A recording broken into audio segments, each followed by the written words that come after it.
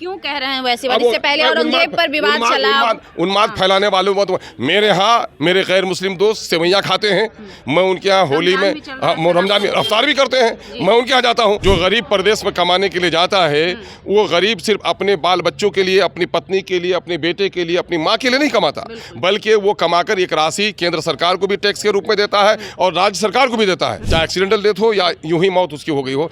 ऐसे वक्त में उसकी लाश को लाने की व्यवस्था सरकार इमीडिएट करे, मेरा ये सवाल था। मंत्री नासमझ ही नहीं है, विद्वान मंत्री हैं हमारे, उनको किसी कॉलेज में जाकर संस्कृत और हिंदी का पाठ पढ़ाना चाहिए। गरीबों के, मजदूरों के मंत्रालय के कुर्सी पे विराजमान अगर हो गए हैं तो गरीबों के दर्द को उसको समझना चाहिए। अल्फाज के फेरे में उलझते नहीं दाना, गव्वास को मतलब है सदस्य के गोहर से।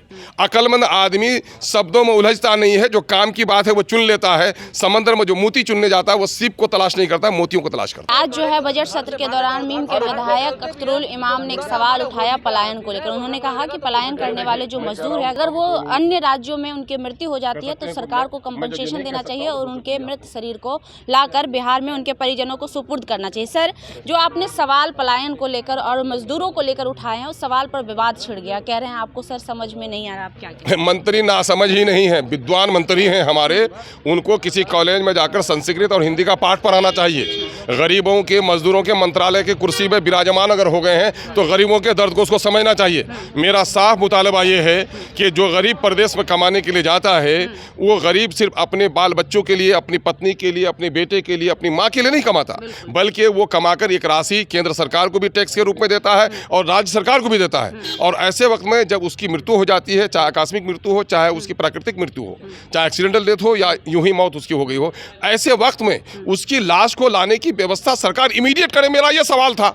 ये कह रहे हैं कि नहीं साहब जो एक्सीडेंटल डेथ है हम उसको ला रहे हैं, ऐसे कर रहे हैं, वैसे कर रहे हैं, मरणोपरांत लेबरों को ऐसा दिया जाता, वैसा दिया था। मैंने कहा सवाल आज आसमां जवाब अजरेशमा, मैं पूछता हूँ कुछ और आप बता कुछ रहे हैं।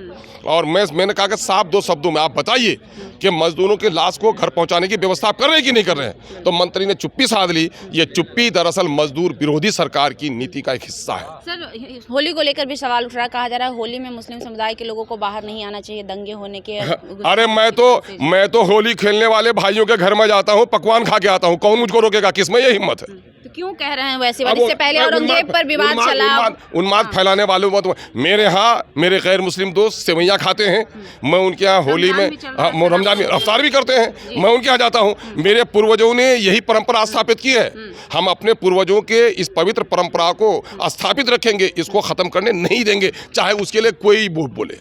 होली मिलन समारोह में नीतीश कुमार जब दिल्ली गए, रविशंकर प्रसाद के पैर लगते हुए नजर आ रहे हैं, इस पर अब तो वहाँ तो अगर पैर छुए तो मंत्री थे शायद छू लें, ये तो विभाग के अपने सचिवों के पैर छूने लगे हैं। वो मंत्री खो गया, माननीय मुख्यमंत्री नीतीश कुमार, केंद्र में रेलवे मिनिस्टर नीतीश कुमार, एक मर्द आहन, वो नीतीश कुमार जो 5 से 10 का नीतीश कुमार था। तो बेकल उत्साही ने कहा था जब गुजरात में दंगा हुआ था, हर तरफ आग है, धुआं है, मैं ढूंढ रहा हूँ मेरा गुजरात कहाँ है। मैं ये कहता हूँ हर तरफ अत्याचार है, हर तरफ लूट मार है, हर तरफ अफसरों की लूट खसोट है, करप्शन इंतहा पर है। मैं ढूंढ रहा हूँ 2005 का नीतीश कुमार कहाँ है। सर, एक शेर आपने अभी सदन में पढ़ा, मैं चाहूँगी उस शेर को दोहराएं। मैंने ये कहा कि अल्फाज के फेरे में उलझते नहीं दाना, गव्वास को मतलब है सदस्य के गोहर से।